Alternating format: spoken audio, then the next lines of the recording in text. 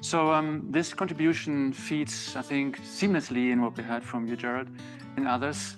It's about this thrive for embodiment, thrive for understand that we are part of complex system and that we got to have an unlearning process that we're all part of, especially in kind of Western scientific worldviews. So this is largely inspired by many years of work with many colleagues, friends, and aspects.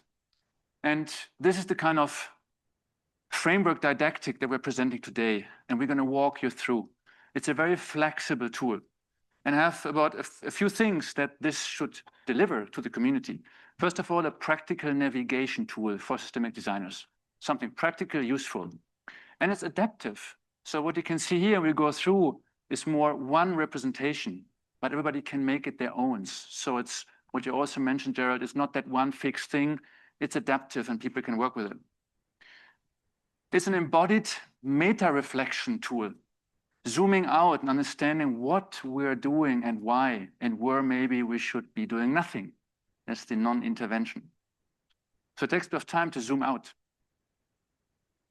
There's also a bit of reframing systemic design. I know that's a bit of a bold statement, but I talk about my own journey from being raised in one ETH context, engineering science, forest science, etc., coming to AHO, learning design, different cultures, and being deeply embedded in practice for most of my life. So a bit of from problem-solving methodology, how give me the best tools so I can solve the problem, to more like a relational practice of discernment and sense-making, where interventions are contextual, timely, and sometimes best left undone. Also, from my experience, a bit more science and engineering, and also ecology and living systems aspects. When we look at systemic design, the field, there's a lot of service, people, systems, great. I've been missing ecology, science, engineering in a dialogue, which brings us more doors to open. And talking from an engineering university of ETH type, we need to do that as well to be able to anchor and use that type of knowing when it makes sense. And finally, an invitation to inner and collective practice. So it's really look inside, bringing us back into the equation, us as systemic designers, us as people. So when I go through a bit, this is the program we're talking about. This is the so-called wobbly. It's a complex system that changes shapes all the time. And it's a network, of course, system. But what we are trying to do is the best method, the best approach to grab that system and engineer it and bring it back, solve the problem, find a solution. Whereas in fact, this is a thing that continuously changes shapes. It's like a jellyfish. And what we got to do is find a systemic approach to simultaneously enact with the system as part of the system with many tools, practices, sometimes nothing in time, to move that system, to intervene or not intervene with that system as part of. And that's the program we are hosting at ETH, Designing Resilient Regenerative Systems, together with the MonViso Institute. And this Master of Advanced Studies in Regenerative System is the kind of professional consecutive culmination of this program, the kind of running horse. And the whole program is behind, including massive open online course series, free of costs. We're going to go into detail.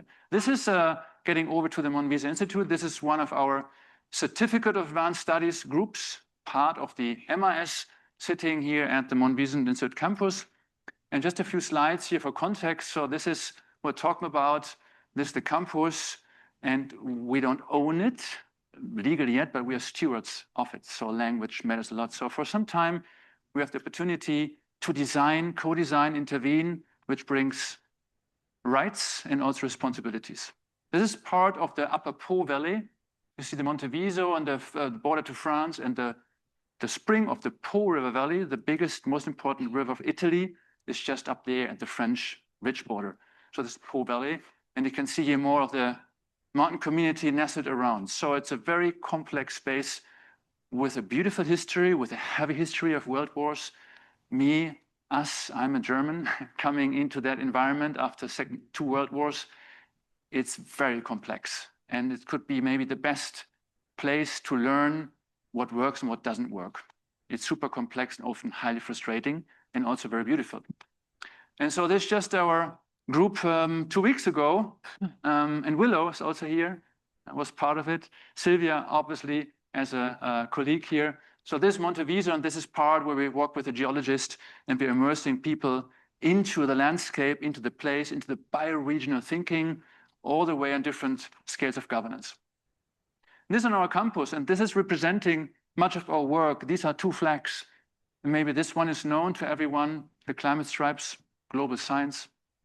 But the other one is very specific, and that's the Occitan culture flag, Occitano. So that's the kind of shared culture, language, food, dance, sphere that stretches from Ostana, which is in Occitan language, Ustano, August in Occitan language, stretches all the way through France to the Pyrenees, the Val d'Aran.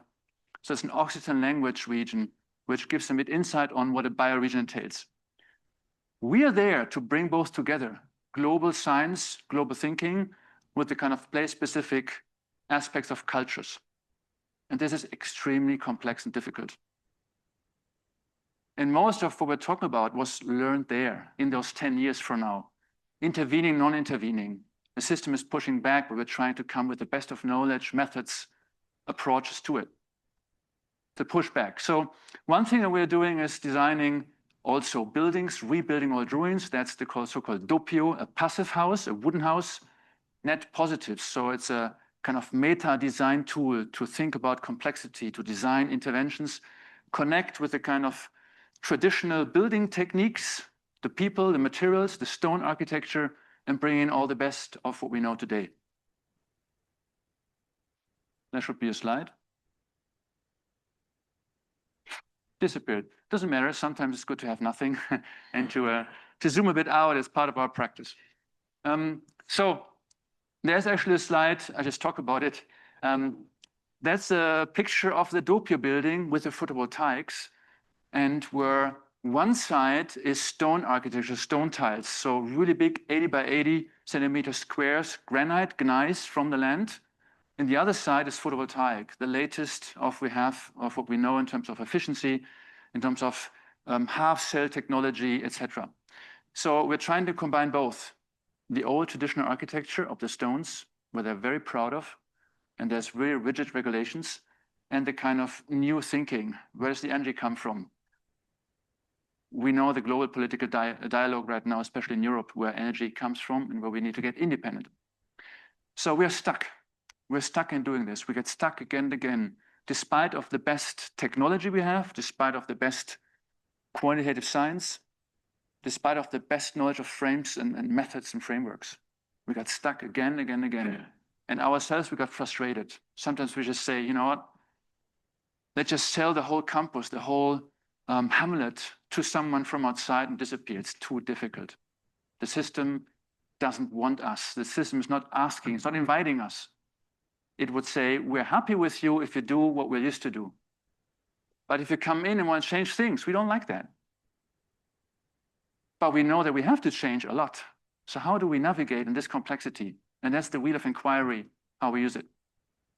So one thing I want to relate to in brief is this representation. We call it the adaptive waves. It's a published paper in Sustainability Science, and it's based on the adaptive cycle. It plots the adaptive cycle phases, the 4-1, obviously grow, conserve, release, and reorganize on a wavy timeline over time. And the oscillation is messy, up and down, so it's just nicely symmetric here.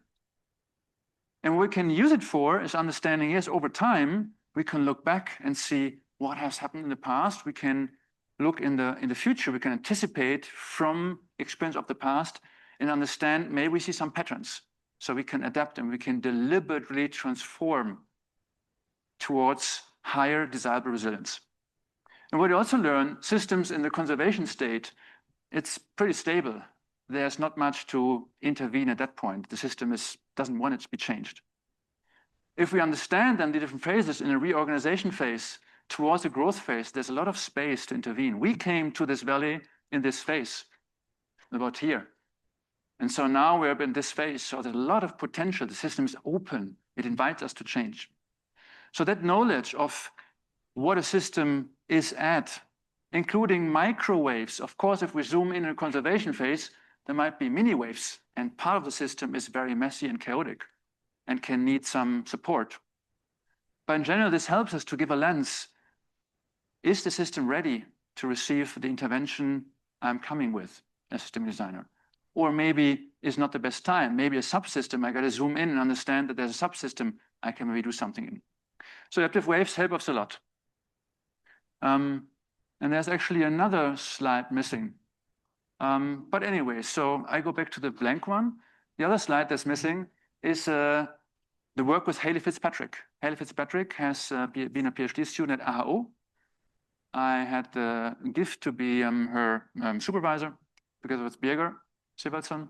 And she finished her PhD, and part of it was developing a basic for what we're presenting here, a wheel of inquiry that already went in this direction, which is part of Hayley's PhD. The work now is advancing a bit from this. Obviously, time helps us to digest more and more. So this is one wheel. And we're going now to, since we're in a design conference, have a bit of an artifact that we have the same thing here. Right, thank you, Sylvia. Sylvia designed it actually. So this is joint work with Fitzpatrick and Hayley and Sylvia together. The same thing. So how do we use this wheel of inquiry? First, I'm going to explain a bit the elements, and then I'm going to go through it. This one and this one, they correspond. So let's say I'm now a systemic designer, bringing us back into the equation in the system. It's in the center. At the end, it's one person who takes a decision. Do I or do I not? Obviously, we are part of groups, communities. We're not alone. But at the very end, it comes back to each individual. Do I do something or not? So it's a question process, a very delicate process. When we built up the DRS program, which is both offered by ETH and MonViso Institute, we're using both. And I want to give some examples how it's being used. So the orange ones here are part of what we've been using at ETH, what kind of we have done. So let's go a bit in. You see here 6 types of inquiry: science, engineering, design, the arts, embodied practices, and I mean really embodied, dirty hands, and inner processes, us, our inner development. So these are, we call them types of inquiry, and each type of inquiry has different methods or practices. They are a bit colored in that way. So the arts, for example, performances, installations, crafts, speculative, etc. Or design, obviously, giga mapping, visual dialogue, product design, but also rich design space, and all the way to somehow connect with the engineering sphere where we maybe have some overlays, participatory mapping, landscape design. And then we have the hard engineering aspects, doing photogrammetry-based digital elevation model using CAD, these aspects. And then we have science, both more the qualitative part, social science serious games, for example, which overlay maybe with design and art. And then we have the hard science, so-called large language models, generative AI, social network analysis, life cycle analysis, all these tools. And these are just examples. You can interchange them. There are many others, but all of those have been proven to be relevant of the work that we're doing. And then you have the inner processes, including self-compassion, meditation practices, stillness, rite of passage, council practice, a solo night out. So these are all tools proven for us in the work to be of relevance to connect and reconnect. And there's embodied practices, including better understanding local cultures, local language, facilitation, warm data, weaving processes, care, and system sensing. So these are, again, examples that can be interchanged to make it one's own. And then we have the kind of central circle in here, again, the designers, and the compass signals, it's a navigation tool. So we would always ask these questions. Do I really want to intervene in the system? Do I really want it? Is it necessary? Or maybe the timing is not right, or something doesn't fit. The system is not ready. And ask again, why would I want to intervene? So really give the reason, is the system ready? Am I ready? Are we ready to intervene? And only then, if that is responded with yes, we'd say, okay, after this check, where in the system, the place specificity. It can also mean where in the community. And there are methods to understand that. When, the timing, the detail of the timing. And only then we would ask what type of inquiry is needed. Do we need more data? Do we need a social facilitation? Do we need a visualization? Do we need a process that steps back and comes in an unlearning phase to differently enact with people? Or is it myself, that should take some time to come back and slow down the system and maybe evolve myself in my own capacities? Maybe I'm stressed.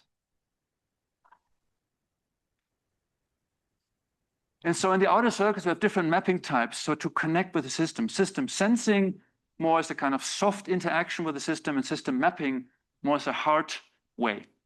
Again, we're trying to span the relational value of different types of inquiry, the relational value. We're not training proficiency in any of those methods. We're training to become aware, how do designers think and argue?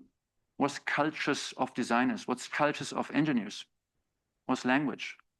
What does it mean to be super frustrated and understand transdisciplinarity, not in academic sense, joint problem framing, where you go in and out after 3-5 years, but continuous joint problem framing? That's a big difference. And I published a paper on TD. I know the dialogue in our academia, it does not represent that embodied practice on the other side, which means I'm going in for the MonViso Institute for 30 years, for life. I'm going to disappoint people. They disappoint me. So how to continuously regenerate these relations? That's not what we learn in academia. That's extremely difficult and frustrating. So that requires a big step inside. And often to say, I step aside for a while, I go, I don't know, surfing, whatever, and I come back when the system is more ready. But better methods, better data don't help at all. They could be counterproductive. So that's an example for non-intervening, challenge-specific. So we have the systems mapping types, social network analysis, spatial maps, flow analysis, input-output, obviously. And here we have something softer, mood maps, synthesis maps, giga maps, learning maps. So they all come together and we got to juggle what is right now helpful. Ideally, we systemically intervene and work with those. And again, we're engaging the relational value of methods. Someone studying in this, working this, should know what does it mean to do a social network analysis, for example. What can we do with it? Or how difficult it is to develop a spatial map and a kind of 3D routing of a landscape model to better engage people in understanding where we want to intervene on the landscape. Or what does it mean to do a kind of art performance, and how can we engage and bring people in? So what I want to do in short on this one here, and it's not printed for today, but it's printed for an immersive exhibition at ETH with our master course. Just an example here. So when I got in Astana, I got stuck with, for example, the building permission, because we're doing many things against the rules. And we have to, right? And we're trying to get a bit of space to be able to do that. So sometimes we got really stuck. And this moment, a normal answer would be, okay, we need better data. And in this case, I would say a better, circularity assessment would be needed. And I say, no, we don't do that right now. Given the questions, we don't need more data. So let's keep off it. But what we could do maybe is saying, well, we got to zoom out a bit and give people better understanding of not only the building, but how the building is part of the community, what we can bring in. So maybe we would do some kind of participatory mapping or participatory modeling to bring in people. So we could say, yes, it's maybe something we switch over more on this kind of data/enactment part. And obviously that could lead into a visual dialogue and a beautiful systems mapping or giga mapping process. We did all that, but suddenly they also didn't move any further. And it got stuck again. So in this case, we got to zoom out a bit. We give it a bit of time. So we offered an art experience. We brought in an artist, similar to what Sylvia created with Willow this summer. This was great for our students, but on a meta perspective, this was to open up space in the community. Remember the oxygen flag and the climate stripes. So Willow came in and we offered, what can we say, a kind of art, performance installation, and we invited the local Occitan musicians to jam together. This was big. This was big. So it's for our students a direct experience in understanding the system better. On a meta perspective, my decision here, I zoomed out, I understood the time better, and it came from another direction. Humble. And so there's one part. The other part, the zigzag, would go over, and you see maybe the zigzag lines, so everybody could create their own kind of journey in walking through. So for me and for us, a lot is about the inner processes and saying, I got to work on myself because I might come with too much designerly, engineering, scientific, whatever mission, but the system doesn't ask me to. So there's a lot about slowing down, about stillness. There's a lot about local cultures, local language, warm data, weaving, participation. Me, despite of all the time and us participating in, cleaning trails with local people, building trust, continuous joint problem framing in a transdisciplinary process. And often we have to say no. Maybe no in the moment where we get stuck, and the question of if and why would quite often be a no. And it would redirect us to understand we need something else. And often it's time. Same as ETH. These are some of the methods we usually teach at ETH. This is more coming from the field and the design sphere. And I believe we need to bring these types of inquiry more together.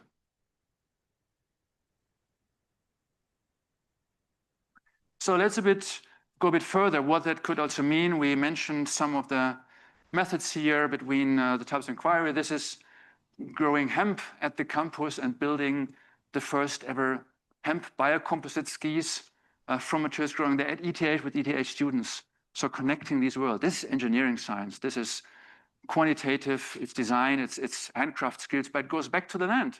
And the interesting part, this is cool. But here, old people walk by the street and say, oh, you're growing hemp again. I remember this from my past before it was forbidden.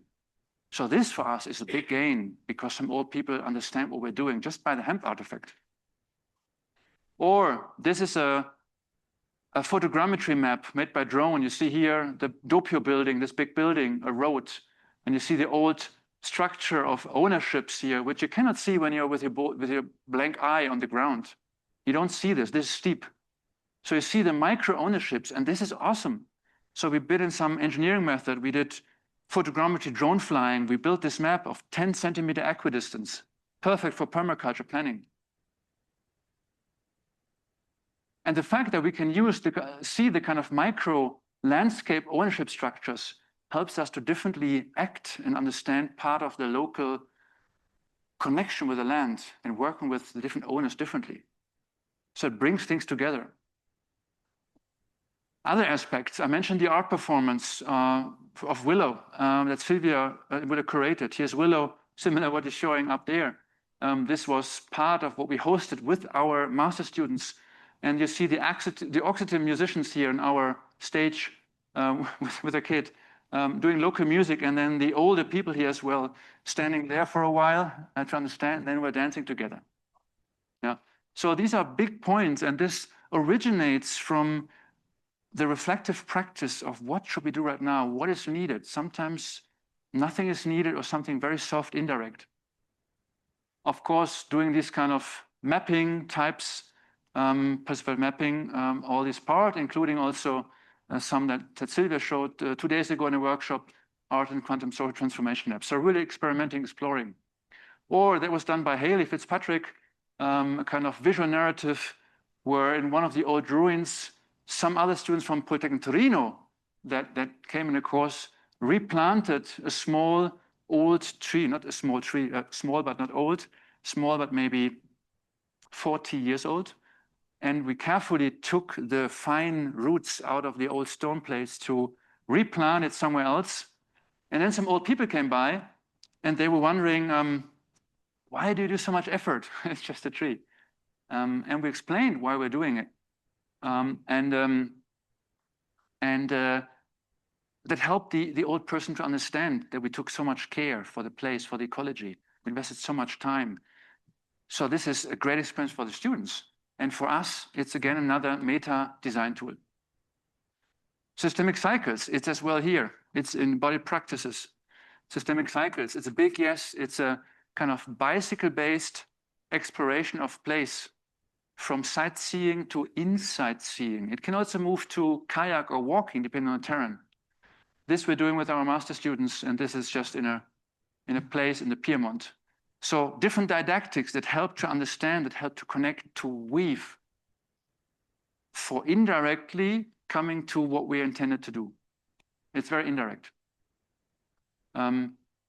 Very brief, a student from ETH Zurich doing a study, quantitative science, on the energy performance of the Doppia house, the facade, photovoltaic potential, summer, winter, great graph. I used that graph for years to talk to officials, architects, permission builders, saying, this is the energy potential of the facade. We need to have photovoltaic integrated because it's not allowed. So it helped me that not Tobias is saying it, but someone else who did a study. And the student, he said, I told him many times to make him proud. Your work has value. And he said, Tobias, I'm not sure if I should be happy about it because my data is not accurate enough. This is what we're teaching to students. The data, the method, each method has to be so accurate, otherwise it's not valuable. What he did is so valuable for practice that we got to teach and bring this experience to people, to students, learning to navigate complexity. And this was well done enough for this course. So here's one picture where we're trying to integrate this photovoltaic with the kind of building materials in the space. And to come up to a close, what we're teaching here, and this is a representation of it, is something we called organic emergence, the capability, inner, to befriend uncertainty, to enjoy complexity. And part of this is doing these outdoor aspects. So these are all methods, practices we are teaching in the Certificate of Advanced Studies Systemic Design, all of them. Oops. And this is just to close a representation of how our students use that wheel. This is one of our students, and these are executives, they're professionals, they're university directors, for example, and how they do their zigzag journey and saying, well, I'm faced with a challenge. I'm asking myself questions, what and when and not to do, and then identifying their own ways and see, in his case, he's a PhD engineer, how much soft elements are actually in his work. Yeah, with this, I want to close with a call, an invitation to SDA. Everybody here and beyond, please feel invited to contribute to our MOOC systemic design. So this is all happening, the executive program. MOOCs 1 and 2 are online and out. MOOC number 3 is about to come out. And with this is the base of the MOOC 3. Types of inquiry and how to navigate. What we need and would like to invite is people who have to contribute, who have different types of knowing and reasoning examples that can add to this. And this is my finish. Thank you so much.